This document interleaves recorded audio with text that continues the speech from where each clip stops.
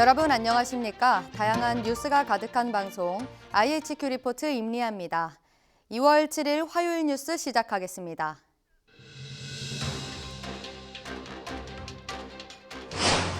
더불어민주당 주도로 야 3당이 이태원 참사 책임을 물어 이상민 행안부 장관에 대한 탄핵 소추안을 발의했습니다. 민주당은 내일 국회 본회의에서 표결을 추진한다는 방침입니다. 북한과 연계된 해커 조직들이 지난해 2조 원이 넘는 가상화폐를 해킹해 훔쳤다는 분석이 나왔습니다. 이 가운데 1,400억 원 정도는 한국과 연계된 것으로 파악됐습니다. 지난주 단행된 경찰 총경급 간부 인사를 두고 여진이 계속되고 있습니다. 행안부 경찰국 설치에 반대했던 총경들이 대거 보복 인사를 당했다는 비판이 이어지고 있습니다. 코로나19로 직격탄을 맞은 데다 난방비 폭탄까지 더해지면서 많은 독서실 사업자들이 폐업 위기에 몰렸습니다. 지난해 독서실 사업자는 1년 전보다 1,000곳 넘게 감소했습니다.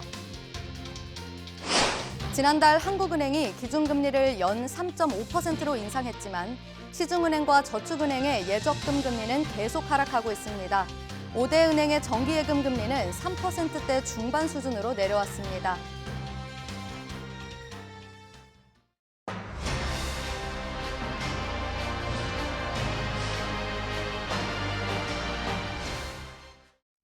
더불어민주당이 이태원 참사 책임을 물어 이상민 행안부 장관에 대한 탄핵 소추안을 당론으로 발의했습니다.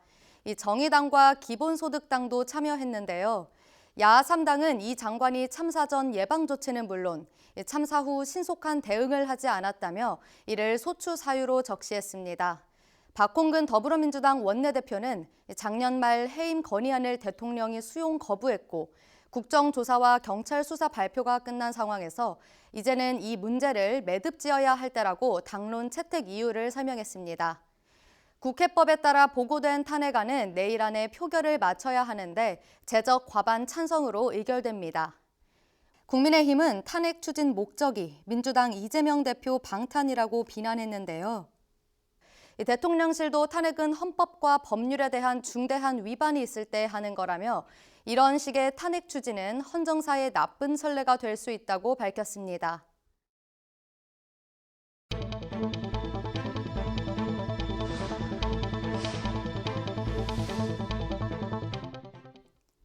라자루스 등 북한과 연계된 해커 조직들이 지난해 2조 원이 넘는 가상화폐를 해킹해 훔쳤다는 분석이 나왔습니다.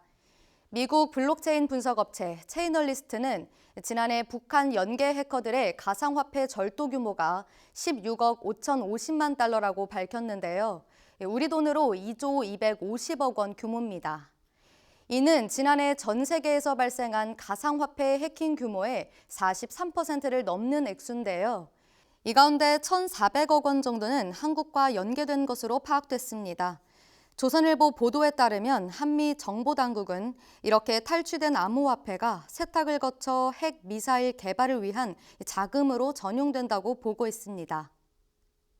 특히 북한 연계 조직의 가상화폐 해킹 규모는 2016년 150만 달러 수준에서 급격히 증가해 지난 7년간 총 32억 290만 달러에 달했습니다. 지난주 단행된 경찰 총경급 간부 인사를 두고 여진이 계속되고 있습니다.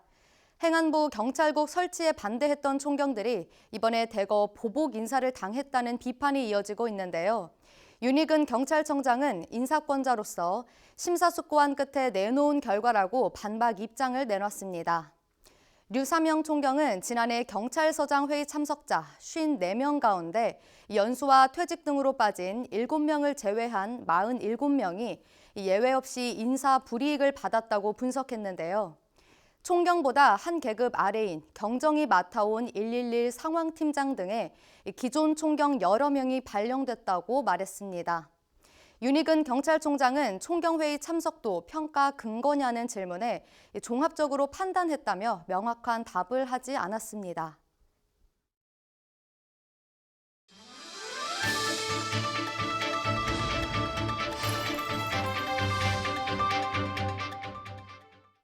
예전에는 공부를 하기 위해 독서실을 가는 경우 자주 볼 수 있었는데요.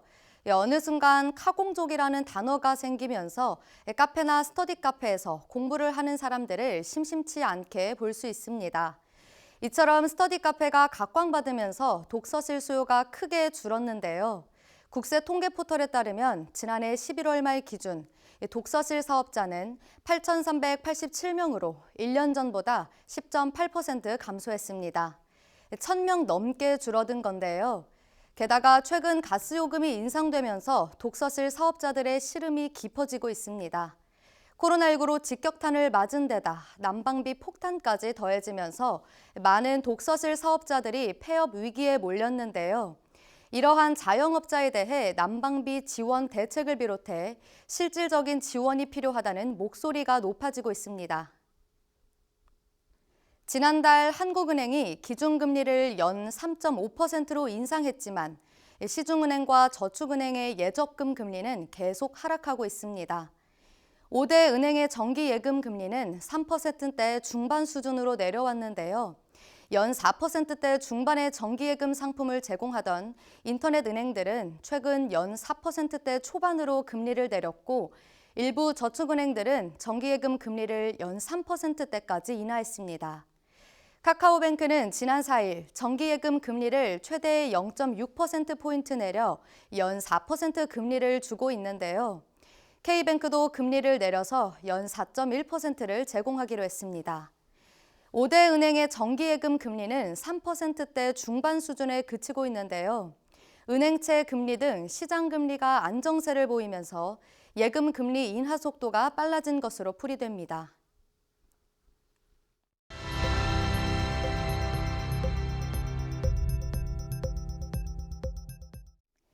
인플루언서가 협찬받은 사실을 숨기고 후기 형태로 광고를 올리는 이른바 뒷광고로 몇 년간 논란이 많았는데요.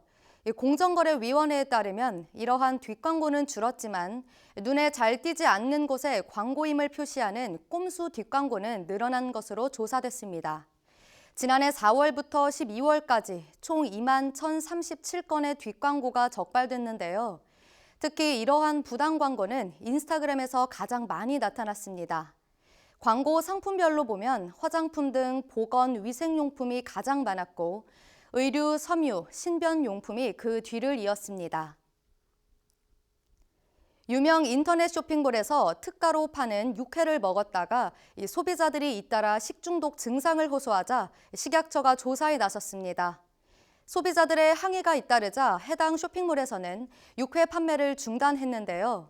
지난달 19일부터 판매된 이 육회 상품은 해당 인터넷 쇼핑몰에서만 2,500개 넘게 팔렸습니다. 지난 4일까지 75건의 환불 요구가 접수됐고 지금도 이어지고 있는데요. 식약처는 육회를 생산한 축산업체의 위생 상태를 점검하고 육회를 수거해 정밀 검사를 진행 중입니다. 국내에서 삼성페이 많이들 쓰시죠? 그런데 소문만 무성했던 애플페이가 곧 한국에 상륙한다고 합니다. 다음 달 초중순에 현대카드를 통해 국내에서 서비스를 시작할 것으로 보이는데요. 그러나 NFC 단말기가 있는 가맹점에서만 쓸 수 있습니다. 현재 우리나라에는 NFC 단말기가 있는 가맹점이 많지 않은데요. 전국 편의점과 코스트코, 이마트 등 대형마트, 그리고 신세계 백화점과 롯데백화점 등이 현재 구비하고 있습니다. 이어서 날씨 소식 전해드립니다. 내일은 오늘보다 맑은 하늘을 보실 수 있을 것 같습니다. 하지만 기온은 더 떨어지겠습니다. 춘천, 안동, 수원, 전주는 영하 4도, 서울은 영하 2도로 예상됩니다. 오늘 준비된 뉴스는 여기까지입니다. 이상으로 IHQ 리포트 마치겠습니다. 시청해주신 여러분 고맙습니다.